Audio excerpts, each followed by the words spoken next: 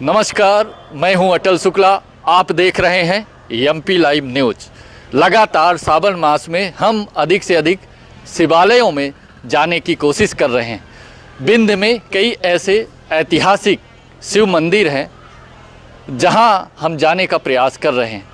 सबसे पहले हमने कष्टहर नाथ मंदिर का दर्शन किया और आज उसी कड़ी में आज हम बिरसिंहपुर नगर परिषद में स्थित बिरसिंहपुर कस्बे में स्थित शिव मंदिर, जो गैबीनाथ के नाम से काफ़ी प्रसिद्ध मंदिर है, काफ़ी ऐतिहासिक मंदिर है। आज हम यहाँ पर आए हुए हैं और यहाँ पर आकर आज हम ये जानने की कोशिश कर रहे हैं कि इस मंदिर का वास्तव में क्या इतिहास है, इस मंदिर का नाम गैबीनाथ क्यों पड़ा है और इस मंदिर के शिवलिंग में कई टाँके लगे हुए हैं। जो कहा जाता है कि औरंगजेब शासक जो देश में हुआ करता था और कई शिवालयों को खंडित किया था, उसी कड़ी में यहाँ भी वो खंडित करने का प्रयास किया था, लेकिन भगवान की ऐसी कृपा हुई, ऐसा अद्भुत चमत्कार हुआ कि अचानक उसे छोड़कर जाना पड़ा। तो आइए आज हम ग्राउंड जीरो पर जाकर पड़ताल करेंगे कि वास्तव में इस मंदिर का क्या इतिहास है, क्या रहस्य है। आज उस रहस्य से पर्दा उठाकर आपके सामने सच लाने का प्रयास करेंगे। सतना शहर से 32 किलोमीटर दूर नगर परिषद बिरसिंहपुर में है। नगर परिषद में एक भूत भावन महाराज शिव शंकर, भोले शंकर का एक प्राचीन मंदिर है, एक ऐतिहासिक मंदिर है, जिन्हें हम गैबीनाथ के नाम से जानते हैं। इसका एक ऐतिहासिक महत्व है, एक इतिहास भी इस मंदिर का है। तो आइए हम मंदिर के अंदर प्रवेश करते हैं और यहाँ के संत महंत और यहाँ की रहवासियों से जानने की कोशिश करते हैं कि इस मंदिर का वास्तव में क्या इतिहास है, क्या रहस्य है। हम टटोलने की कोशिश करते हैं यहाँ के लोगों से बात करके। आइए हम मंदिर के परिसर में प्रवेश कर रहे हैं और ये बहुत ही भव्य और प्राचीन मंदिर है। इसका इतिहास में भी वर्णन है और गैबीनाथ के नाम से ये मंदिर प्रसिद्ध है और भगवान भूत भावन शंकर जी का ये प्राचीन मंदिर है।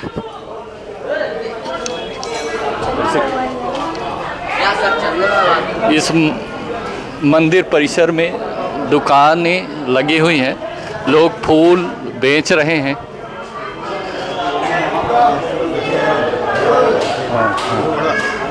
जी जी में यही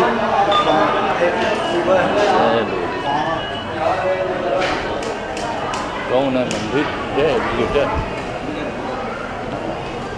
ये मंदिर का मुख्य द्वार है। हम मंदिर स्थल पर पहुंच चुके हैं और आइए आपको हम भगवान भूत भावन भोले शंकर, जो गैबीनाथ से प्रसिद्ध हैं, आइए आपका हम साक्षात दर्शन कराते हैं। हम खुद दर्शन कर रहे हैं।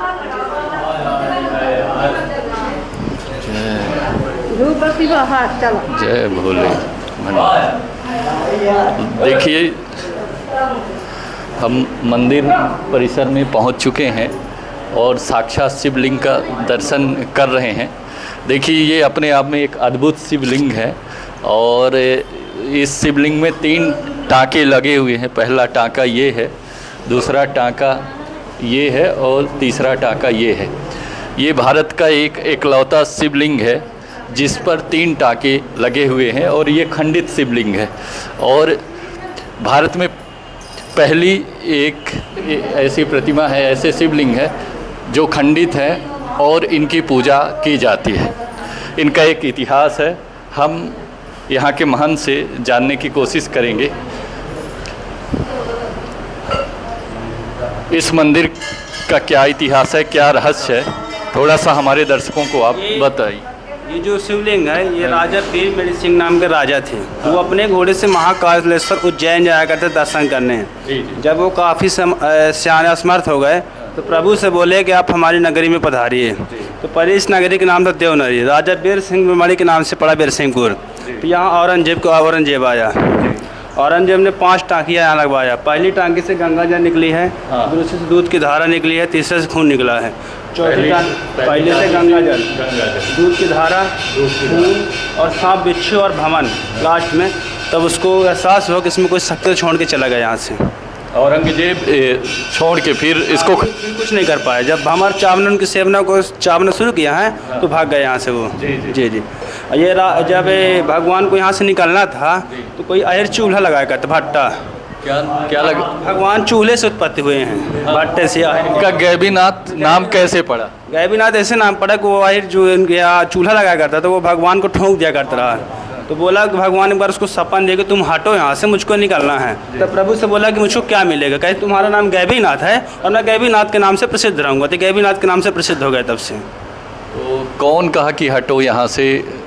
भगवान ने उसको सपन दिए कि तुम यहाँ से हट जाओ, मुझको यहाँ निकलना है। तो भगवान को ठोंक दिया करता रहा। भगवान ने फिर उसको चूल्हे में निकले हैं ऐसे? वही से फिर आज वो हटे, वहाँ से हटे तो फिर भगवान की उत्पत्ति हुई। तो प्रभु से बोला कि मुझको क्या मिलेगा? कहीं तुम्हारा नाम गैबीनाथ है, मैं तुम्हारे नाम से प्रसिद्ध रहूँगा। इसलिए इनका नाम गैबीनाथ पड़ा। और क्या ऐतिहासिक महत्व है इनका? जैसे लगभग श्रद्धालु जैसे आते, किसी की मन्नत उन्नत होती है तो भगवान उसको पूरा भी करते हैं। तो गांठ को चढ़वाया, कोई कुछ करा, कोई भंडारा किया, कहीं कुछ किया, मतलब सब। अभी चूँकि ये काफ़ी प्राचीन शिवलिंग है और इनका इतिहास भी आपने जैसे बताया, औरंगजेब से जुड़ा इतिहास है और राजा वीर सिंह से जुड़ा इतिहास है। राजा वीरमणि सिंह नाम के राजा थे। वो अपने घोड़े से महाकालेश्वर उज्जैन जाया कर दर्शन करने। जब वो काफ़ी सियाने असमर्थ हो गए तो प्रभु से बोले कि आप हमारी नगरी में पधारे। तो राजा, पहले इस नगरी का नाम था देवपुरी। देवपुरी नगरी। राजा वीरमणि सिंह के नाम से वीरसिंहपुर पड़ा यहाँ पास। जी। अभी वर्तमान में जैसे लोग लाखों श्रद्धालु यहाँ आते हैं और श्रावण मास में इस मंदिर का और महत्व बढ़ जाता है। अक्सर सारे शिवालयों का महत्व बढ़ जाता है। तो अभी 100-200 वर्ष का कोई इतिहास, कोई घटनाक्रम, ये हजारों साल पुराना मंदिर है, इसका इतिहास कोई नहीं जानता। वर्तमान 100-200 वर्ष की बात मैं कर रहा हूँ कि अभी किसी के साथ कोई चमत्कार हुआ हो। चमत्कार लगभग भोलेनाथ दिखाते हैं चमत्कार। जैसे बताएं, किसी के बाल बच्चे नहीं होते, वो भगवान को मनौती बांधते हैं तो उनको भगवान देते हैं। किसी ने भंडारा किया, किसी ने गठबंधन जुड़ाया, लगभग ये सब यहाँ का है। खंडित शिवलिंगों की पूजा नहीं होती या खंडित मूर्ति की पूजा नहीं होती सनातन धर्म में, लेकिन यहाँ खंडित शिवलिंग है, उसके बावजूद यहाँ पूजा होती है। लगातार श्रद्धालु यहाँ आते हैं। इसका क्या रहस्य? इसका रहस्य है कि आप देखेंगे कि किसी भी हिंदू देवताओं में, देवी देवताओं में अगर कोई भी मूर्ति खंडित है, शिवलिंग की बस बात नहीं, कोई भी देवताओं की मूर्ति अगर खंडित है तो उसकी आराधना पूजा होती ही नहीं है। बट यहाँ पे उस खंडित का ही सत्य है कि अगर आप देखेंगे तो अभी आप देख रहेंगे तो इनका रंग दूसरा है। जी। अभी अगर आप सुबह देखते तो इनका रंग हल्का सा भावरा टाइप की दिखता, मतलब हल्का सा काला, है ना, गाढ़ा। फिर अगर आप और दोपहर टाइम पे देखते तो एकदम रेड कलर का दिखता। और इनका जो सत्यता है कि धीरे धीरे अपने आकार में बढ़ते जा रहे हैं। हाँ, ये भी जानकारी मिली है कि इनका आकार बदलता रहता है। इसका क्या रहस्य? इसका रहस्य वही जाने। लेकिन ये कहते हैं कि अगर इनके नाप का वस्त्र बनाया जाए और इनको पहनाया जाए तो कभी फिट नहीं होता। और बिना नाप के आप पहनाएंगे, अभी अगर आप देखेंगे, अगर आपने टोपा बोलते हैं हम उसको, अगर हम वो पहनाते हैं इनको, इनका वस्त्र होता है, अगर वो नापता है तो वो छोटा ही पड़ेगा कि भी ढीला पड़ जाएगा। लेकिन अगर वो बिना नापे बना रहा है तो कैसा भी बना रहा है वो उसमें फिट बैठता है। हाँ, यानी ये है कि जो बिना नाप के अगर कोई टोपा बना के पहना दिया तो हमेशा फिट बैठता है, लेकिन अगर किसी ने नाप के बनाया तो कभी छोटा बड़ा हो जाता है। बिल्कुल होता है। और दूसरी चीज़ आप देखेंगे कि जैसे ये टाँकी लगी हुई है, तो इन टाँकियों में पहले क्या था, उंगली जाती थी। जी। लेकिन अभी आप देखिए कि ये एक टाँकी है, ये पूरी खत्म हो गई, है ना। पहले टाँकी थी, बिल्कुल। ये दिख रहा है आपको पूरा? ये ये पूरा ये। जी। इसमें भी पूरा गैप था। हाँ, लेकिन इसका भी गैप घूमा। फिर आप देखेंगे कि ये एक गैप था, ये एक गैप था, ये, है ना। तो ये भी चला, ये भी गैप इससे ज़्यादा था। सेम गैप रहे होंगे, लेकिन ये देखेंगे आप कि इसमें भी जो गैप है वो भी धीरे धीरे ख़त्म होता चला जा रहा है। धीरे धीरे आप देखिए ये। और पहले तो यहाँ उंगलियाँ जाती थी, उंगलियाँ चली जा रही थी, अभी उंगलियाँ नहीं जा रही हैं। तो आप देखेंगे कि धीरे धीरे इसमें क्या, ये सत्यता ही तो है। या चमत्कार ही है? बिल्कुल ये चमत्कार ही हम बोलेंगे कि एक जैसे आज लोग प्रूफ मांगते हैं, क्योंकि वैज्ञानिक युग है और लोग बोलते हैं कि भैया हमें तो फिजिकल प्रूफ चाहिए। तो प्रूफ तो यही देख सकते हैं कि एक आप एक पीरियड टाइम का एक समय का कोई डेट का आप इसका चित्र लेके जाएं और एक समय कुछ समय बाद आएँ तो आपको कुछ ना कुछ तो फ़र्क दिखेगा इसमें, तो ये प्रूफ भी मिलेगा, ऐसा नहीं है। जैसा पुजारी जी ने बताया कि इनका रंग भी बदलता रहता है, सुबह कोई दूसरा रंग रहता है, शाम को कोई दूसरा, और मध्याह्न काल में दूसरा रंग हो जाता है। वही एक विशेषता और कि ये जो टांकियाँ हैं, पहले इनमें गैप बहुत ज़्यादा हुआ करता था, लेकिन ये एक चमत्कार ही है कि ये जो गैप है वो पूरी तरह से ख़त्म हो गया है।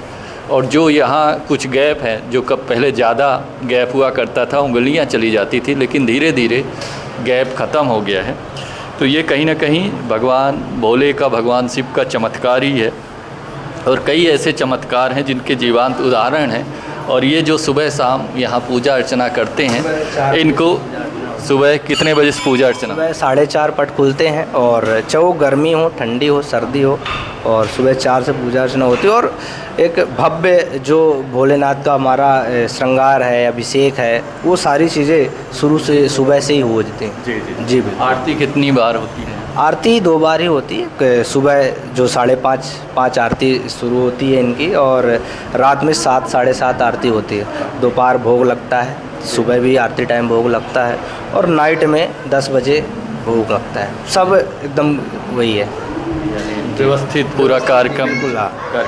जैसे एक इंसान का समय डेट फिक्स होता है और उसके नित्य कृत्य जैसे सीधे होते हैं। अभी थोड़ी देर बाद यहाँ भी साफ़ सफाई होगी और इनका एक श्रृंगार होगा, मतलब 5 बजे के आसपास इनका श्रृंगार होगा। और श्रृंगार में अब इनका भी मुकुट वगैरह काफ़ी सारी चीज़ें होंगी जो यहाँ पे श्रृंगारित होगा। जैसा पुजारी जी ने बताया कि यहाँ सुबह भी आरती होती है, और आरती के पहले व्यवस्थित श्रृंगार भगवान शिवलिंग का किया जाता है, और शाम को भी आरती के पहले श्रृंगार किया जाता है। उसके बाद यहाँ आरती पूजा अर्चना होती है। अभी हम आपको शिवलिंग बिना श्रृंगार के दिखा रहे हैं, क्योंकि मध्याह्न काल चल रहा है और अभी काफ़ी श्रद्धालु आए और यहाँ पे पूजा अर्चना की, जिससे थोड़ा यहाँ अव्यवस्थित हो गया है। जब श्रृंगार में भगवान शिव होते हैं तो और अलौकिक दिखते हैं और अद्भुत दिखते हैं। और ये श्रृंगार का एक छाया चित्र पुजारी जी दिखा रहे हैं, जो काफ़ी अद्भुत और काफ़ी अलौकिक शिव लग रहे हैं, शिवलिंग लग रहे हैं। देखिए, पहली चीज़ तो मंदिर आज का नहीं है, और ये पूर्वजों के टाइम से, राजाओं के पहले के समय से चला आ रहा है।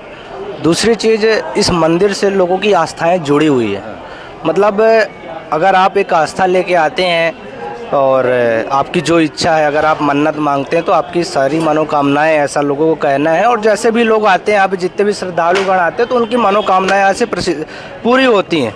और कई सारे हैं जो इसका प्रूफ भी दे चुके हैं लोग, जैसे प्रूफ मांगते हैं आज के तौर पे, तो ऐसे बहुत सारे जिनका प्रूफ भी मिला है। दूसरी चीज़, मंदिर और भगवान भोलेनाथ की बात करें, जो टाकी का है, तो ये तो औरंगजेब का वो जो उनका रहा होगा, उन्होंने सत्यापन के लिए या कुछ भी उनका जो भी धर्म कानून तय रहता होगा उसके अनुसार से उन्होंने किया। और मंदिर का इतिहास अगर हम देखने जाएंगे तो कोई एग्जैक्ट डेट मिला ही नहीं है। मतलब किसी के पास ऐसा कोई डेट नहीं है कि इस टाइम का ये मंदिर है और भोलेनाथ इस समय प्रकट हुए। और कहा जाता है कि ये एक भुजवा थे, है ना, जो चना भार लगाते हैं, उनके घर का ये चूल्हा था। चूल्हे के अंदर से प्रकट हुए, और उनके घर की जो स्त्री थी, वो जब ये पत्थर निकलता था तो कूट कूट अंदर डाल देती थी। तो एक दिन अचानक से जब निकल आए तो राजा को इस बात का खबर लगा। तो जब राजा को इस बात का खबर लगा तो उन्होंने यहाँ पे मंदिर बनवाया, ये सारी चीज़ें उन्होंने करवाई। ये कहावत है और ये रियलिटी भी है।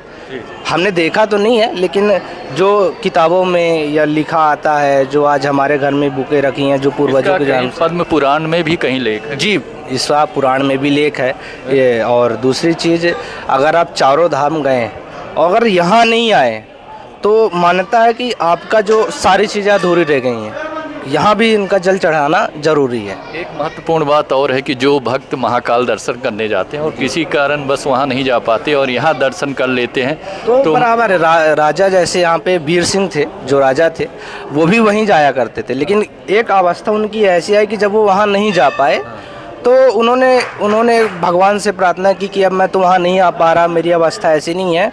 तो भगवान ने ही उनको ये आशीर्वाद दिया था कि अब अगर आप वहाँ नहीं आ पा रहे हो, ऐसे मानते हैं, तो उन्होंने ही तभी यहाँ पे ये प्रकट हुए। और लोगों का मनोकामना है कि अगर लोग वहाँ नहीं जा पा रहे हैं तो यहाँ आके वो दर्शन कर सकते हैं। और महिमा ऐसी है कि जितने भी भक्तगण यहाँ पे आते हैं सब खुश होकर जाते हैं और उनकी मनोकामनाएं अवश्य पूरी होती हैं। ये एक जी तालाब भी है मंदिर के बीचों बीच और बड़ा सुंदर तालाब है। इस तालाब का क्या रहस्य है कि इसी तालाब से लोग जल लेकर यहाँ चढ़ाते? इसी तालाब से जो लोग बाहर से चारों धाम का जल लेके आते हैं, इस तालाब में डालते भी है और इसी तालाब से जल लेके जाते भी है और चढ़ाते भी है। लेकिन जैसा अभी इस तालाब को बैरिकेड कर दिया गया है, नीचे जाने के लिए रस्सियाँ बांध दी गई हैं, ऐसा क्यों? ये क्या है कि यहाँ की जो लोकल पब्लिक है, वो ये जो पब्लिक है, अभी कुछ समय पहले 4-5 साल पहले यहाँ पे सब कचड़ा हुआ करता था। मतलब यहाँ पे तालाब था ही नहीं, हम ये बोल सकते हैं केवल एक ये नाला था जो सभी जगह के नालियों का पानी इकट्ठा होता था। अब ये सारी चीज़ें चूँकि यहाँ के लोकल प्रशासन ने भी ध्यान दिया, पब्लिक ने भी ध्यान दिया और जब ऑब्जेक्शन उठाया तो ये तालाब को साफ़ किया गया। ये सब बाउंड्रेशन जब करवाया गया है, ये उसी टाइम का है। और अंदर नीचे जाने दिया जाता है, हालांकि खोल दिया जाता है जब भीड़ ज़्यादा पब्लिक नहीं होती, क्योंकि ज़्यादा पब्लिक होती है तो जब नीचे भीड़ लगती है तो लोग डूबने को रहता है। ये पानी यहाँ का गहरा है, बिल्कुल गहरा। वो जो आपको वो देख रहे हो करीब 20 फुट है, वो जो बाउंड्री वहाँ पे बनी है वो पिलर टाइप से 15 से 20 फीट का है, तो वो डूबा ही रहता है। तो जो वीर सिंह राजा हुआ करते थे, उनका कुछ अस्तित्व बचा है? उनके किले का? उनके किले का अस्तित्व का अगर अपन बात करने जाएँ तो यहाँ पे एक किला है ज़रूर, लेकिन अभी वो उस हिसाब से कुछ बचा नहीं है उन लोग का, क्योंकि अभी उन लोग का आपसी का है जो क्या हुआ है। बाकी कुछ प्रूफ और कुछ शेष हैं जो हमें अभी इसकी ज़्यादा जानकारी नहीं है। यहाँ सबसे ज़्यादा भीड़ कब होती है? सबसे ज़्यादा लोग कब? अभी आप देख रहे हैं श्रावण, क्योंकि पानी का जो ज़्यादा रहता है इसलिए भीड़ अभी नहीं है। आप श्रावण सोमवार में आइए। शिवरात्रि में मैं ये बोल सकता हूँ कि सबसे ज़्यादा भीड़ लगती है इस मंदिर में, तो शिवरात्रि। मतलब इनकी झांकी भी निकाली जाती है? बिल्कुल बिल्कुल, बहुत अद्भुत अदृश्य।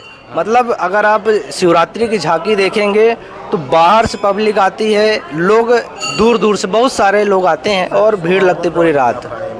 जी। और कुछ जानकारी जो? और जैसे कि इन्होंने बता रहे हैं कि ये एक अलग राज्य है और ये यहाँ के बाद एक दूसरा राज्य लग जाता है, पन्ने है ना, वो पन्ना राज्य है और ये सुहावल राज्य है। तो ये उस टाइम का राज्य हुआ करता था। यानी ये ये तालाब जैसे शुरू होता है, सीमा थी। यानी वो पन्ना राज्य का, वो पन्ना के राजाओं का बनवाया हुआ है और ये सुहावल के। हाँ, ये वही है। दिलीप श्रीमाली जो यहाँ कई वर्षों से भगवान भोलेनाथ की सेवा में लगे हुए हैं, तो इनसे जानने की कोशिश करते हैं कि इस शिवलिंग के बारे में, इस मंदिर के बारे में इनको क्या जानकारी, क्या जानते हैं इस मंदिर के बारे में आप? यहाँ के राजा वीर सिंह थे, वह उज्जैन डेली अपने घोड़े से जाते थे दर्शन करने। वह जब बूढ़े हो गए, असमर्थ हो गए, तो भगवान ने उनको स्वप्न दिया कि मांगो, क्या वरदान मांगना चाहते हो तुम, हम तुम्हारी पूजा से प्रसन्न हुए। तो राजा वीर सिंह बोले, मैं तो खुद राजा हूँ, मुझको आपसे क्या चाहिए, मैं आपके यहाँ आने में असमर्थ हूँ, तो आप ही हमारे यहाँ नगरी में आ जाइए। यहाँ पर पुराना नाम बिरसिंहपुर का था, देवपुर जी। राजा वीर सिंह की नाम से इस गांव का नाम पड़ गया बिरसिंहपुर। फिर भगवान भोलेनाथ गैवी नाम के यादव के चूल्हे से निकले यहाँ, तो यादव जी की घरवाली लोढ़े से दबा देती थी शिव जी को। तो फिर भोलेनाथ राजा को फिर स्वप्न आए कि मैं आपकी नगरी में आ चुका हूँ, गैवी नाम की यादव है जो, उसकी पत्नी मुझको लोढ़े से दबा देती है। फिर राजा वहाँ पहुँचे गैवी नाम के यादव के पास, तो उसको दूसरी जगह दिए ठहरने के लिए, मकान बनवाने के लिए। तो वह गैवी यादव बोला कि ये सब ठीक है, मेरा क्या फ़ायदा है। तो राजा बोले कि आपका नाम गैवी है तो आपके नाम से भगवान शिव का नाम चलेगा गैवीनाथ। इस प्रकार भगवान का नाम गैवीनाथ पड़ गया। लेकिन ये जो शिवलिंग है इनमें टाँके लगे हुए हैं, शिवलिंग में कई टाँके लगे हुए हैं और खंडित शिवलिंग है, तो इसका क्या रहस्य है? ये औरंगजेब बादशाह था, तो उसका काम था मूर्तियों को खंडित करना। वह जानना चाहता था कि हिंदू लोग पत्थर क्यों पूजते हैं। तो यहाँ तलवार से भगवान शिव को 5 टाँकियाँ लगाया, फाड़ा 5 जगह से। तो पहली टाँकी से गंगा जल निकला, दूसरी टाँकी से खून, तीसरी टाँकी से मावाद, चौथी टाँकी से बिच्छू, 5वीं टाँकी से भमर बड़ी वाली जो काटती है, वह निकल कर औरंगजेब के सेना को काटना शुरू की। तब वो यहाँ से भागा, फिर आके वापस आके हाथ जोड़ के क्षमा मांगा कि हे भोलेनाथ, आज के बाद मैं कहीं की मूर्ति खंडित नहीं करूँगा। हाँ, औरंगजेब ने कहा। जी।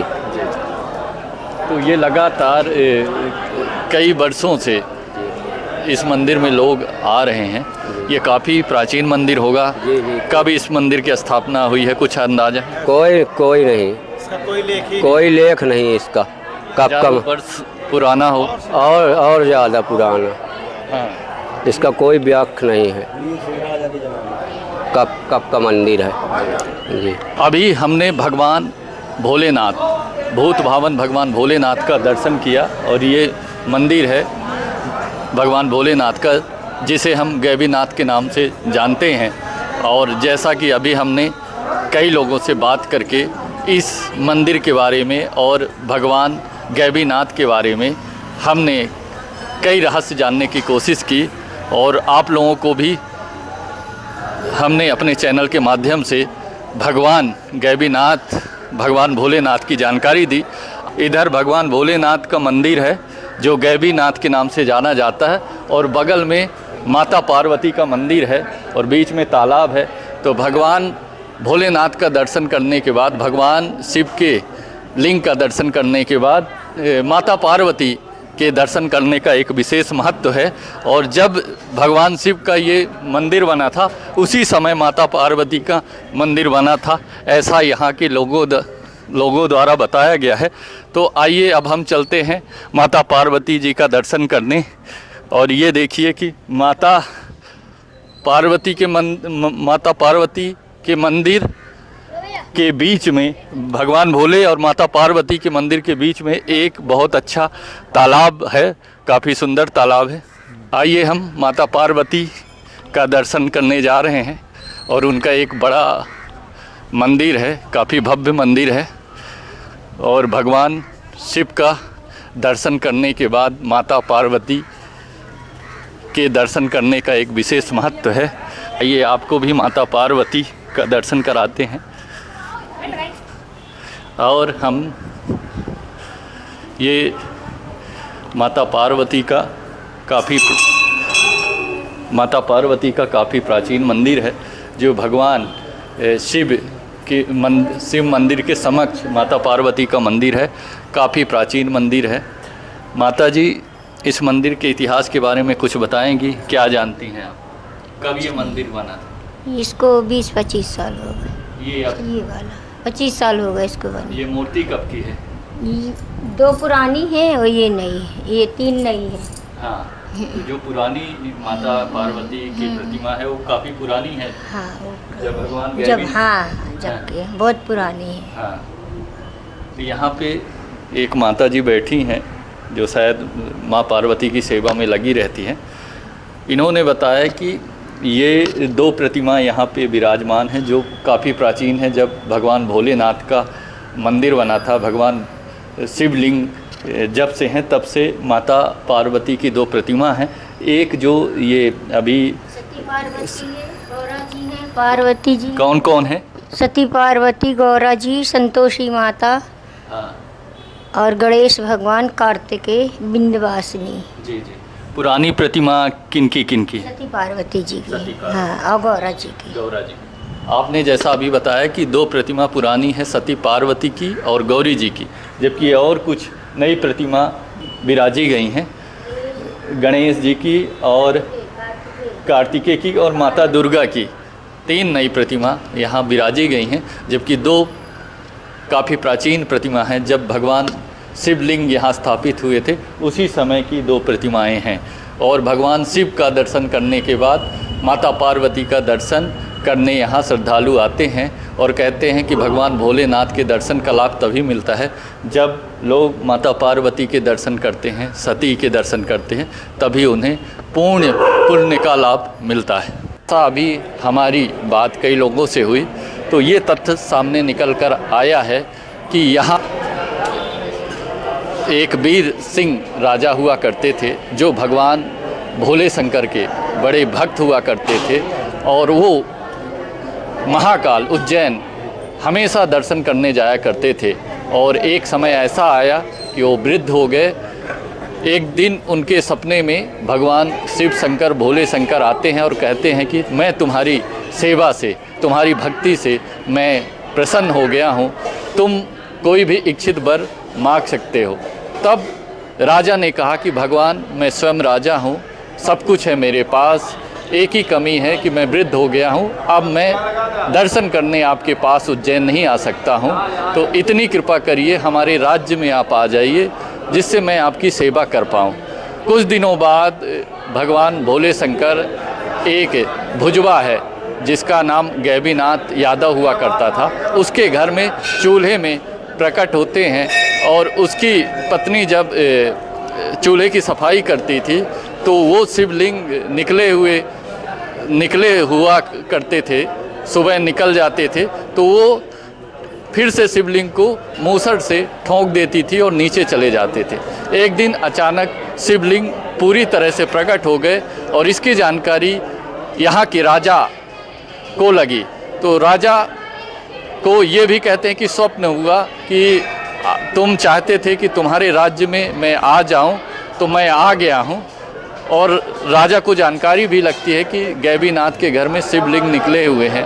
राजा जाता है और गैबीनाथ को कहता है कि ये स्थान अब छोड़ दो, यहाँ पे मैं मंदिर का निर्माण कराऊंगा, भगवान भोलेनाथ प्रकट हुए हैं। तब गैबीनाथ कहता है कि मुझे इसके बदले में क्या मिलेगा। तब राजा कहता है कि ये भोले शंकर, शिव शंकर, भगवान शिव तुम्हारे नाम से पूरे देश में जाने जाएंगे। तब से इस मंदिर का नाम गैबीनाथ पड़ा, गैबीनाथ बाबा पड़ा। एक दूसरा इतिहास भी इस मंदिर से ये जुड़ा है। पूरे देश में एक समय शासन औरंगजेब का था और औरंगजेब पूरे देश के मंदिरों को खंडित करने का प्रयास किया था। उसी कड़ी में बिरसिंहपुर राज्य में आया और यहाँ स्थापित शिवलिंग को खंडित, गैबीनाथ शिवलिंग को खंडित करने का प्रयास किया और अपने तलवार से 5 बार शिवलिंग पर प्रहार किया। शिवलिंग से पहली बार प्रहार करने पर गंगा जल निकलती है, दूसरी बार प्रहार करता है तो दूध निकलता है, तीसरी बार प्रहार करता है तो शहद निकलती है, चौथी बार प्रहार करता है तो भवन निकलती है और 5वीं बार प्रहार करता है तो खून की धारा निकलती है।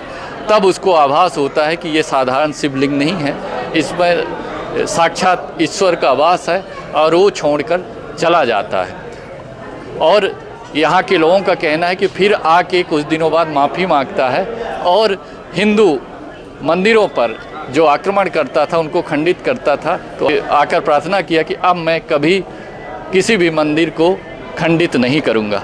ये रहस्य अभी यहाँ के लोगों से बात करके इस रहस्य के बारे में हमें पता चला है। और ये जो आप देख रहे हैं यहाँ पे एक तालाब है जो कि काफ़ी गहरा है और यहाँ 2 राज्यों की सीमा है। एक सोहाबल, इस पार सोहाबल है और इस दीवार के उस पार पन्ना राज हुआ करता था और इधर का निर्माण सोहाबल के राजा ने करवाया है और वहाँ का निर्माण पन्ना राज्य के राजा ने करवाया है। तो कई ऐसे ऐतिहासिक तथ्य इस मंदिर से जुड़े हुए हैं जिसके कारण इस मंदिर का महत्व अपने आप बढ़ जाता है। हालांकि सावन के मास में सभी शिवालयों का एक अपना विशेष महत्व होता है, लेकिन इस मंदिर का जिस तरह से इतिहास है, जिस तरह से कई ऐतिहासिक तथ्य इस मंदिर से जुड़े हुए हैं, तो इस मंदिर की एक विशेष प्रसिद्धि है और एक विशेष महत्व है।